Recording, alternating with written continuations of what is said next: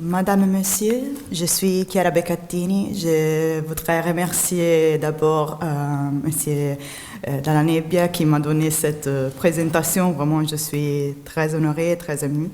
Et avant de vous présenter brièvement mon travail de recherche, je voudrais aussi chaleureusement remercier la Fondation Auschwitz, son président Monsieur Goldberg, et l'ensemble de son comité scientifique d'avoir honoré mon travail avec ce prestigieux prix. Je suis très heureuse et honorée d'avoir reçu cette reconnaissance au niveau international qui signifie pour moi la légitimation d'un travail de recherche auquel j'ai dédié beaucoup de temps, d'efforts et surtout d'enthousiasme. Celle-ci est aussi l'occasion de vous en parler brièvement aujourd'hui dans un cadre académique et civil d'un tel prestige. Pour vous faire comprendre comment j'ai commencé à m'interroger sur ces thématiques, je dois forcément partager avec vous des anecdotes.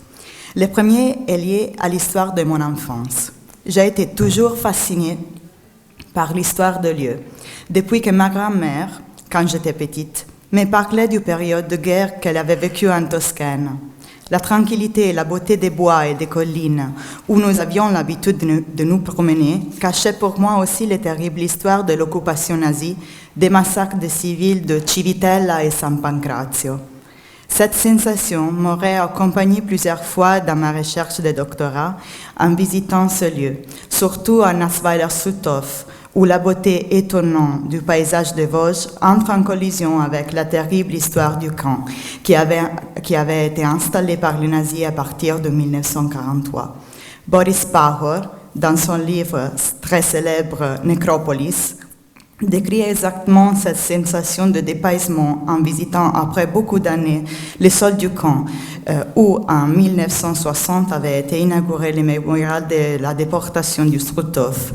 Les soins que le Français avait mis dans sa restauration, l'odeur de la peinture fraîche sur les baraquements et l'aspect inoffensif du camp s'opposaient si fort à ces terribles souvenirs tant qu'il affirmait « Je suis pour l'intangibilité de la damnation ».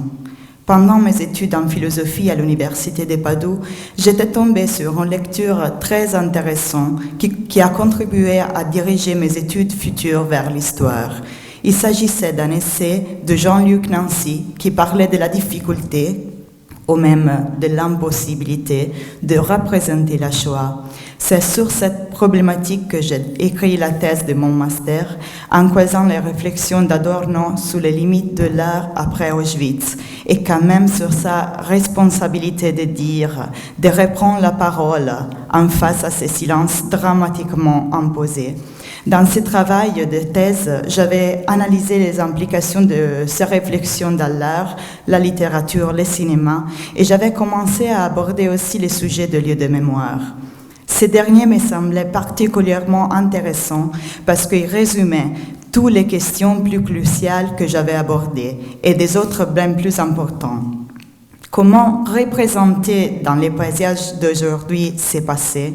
Quels processus politiques, sociaux et culturels ont été à la base de la transformation de camps en lieu de mémoire?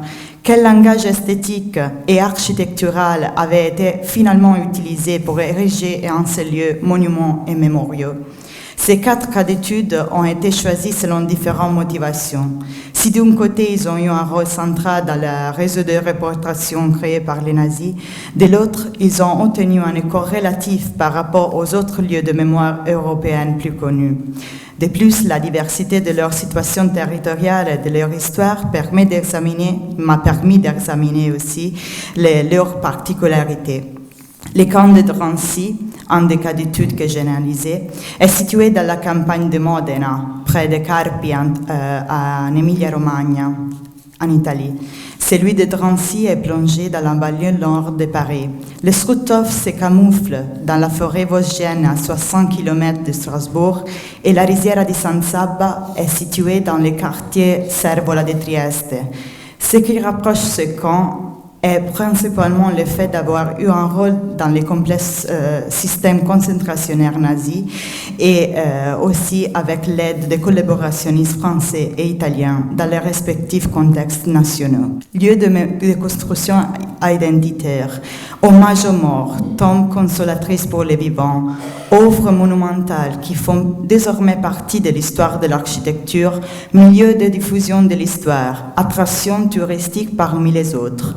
Quelle est la place de ce lieu parmi les autres lieux de mémoire nationaux? Parmi les objectifs de cette recherche, il n'y a pas eu seulement la description des étapes qui ont décrété leur transformation en lieu de mémoire, mais aussi l'analyse de leur rôle dans la mémoire collective locale, nationale et européenne, ainsi qu'un regard sur leur possible futur. Par rapport au projet ambitieux de la création d'une mémoire commune et européenne, capable de regrouper les différents et parfois conflictuelles mémoires nationales, reste à voir quel rôle pourront assumer ces 4 camps de concentration et transit, symbole de plusieurs et inquiétants aspects qui ont caractérisé l'histoire récente en France et en Italie. Pour reconstruire les différents destins de ce camp après la guerre, j'ai consulté nombreuses archives en Italie et en France. Et à partir de ce document, j'ai essayé de reconstituer leur histoire, parfois inédite.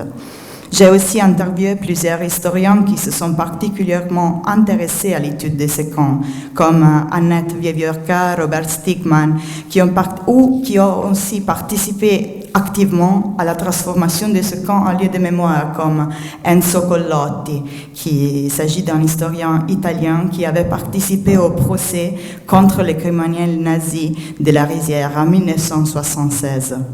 Parmi les interviews que j'ai conduites, d'un certain intérêt est sûrement les rencontres faites avec Monsieur Chelot Sélanger, auteur du monument au camp de Drancy, mais aussi avec les guides de camp qui ont contribué à enrichir ma réflexion sur l'expérience de ce site de mémoire.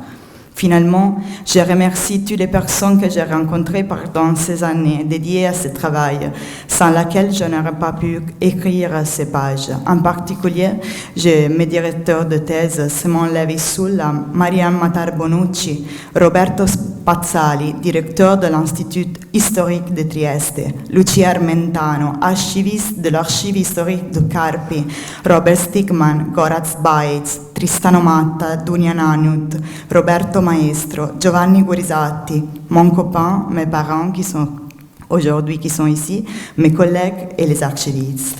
Je vous remercie.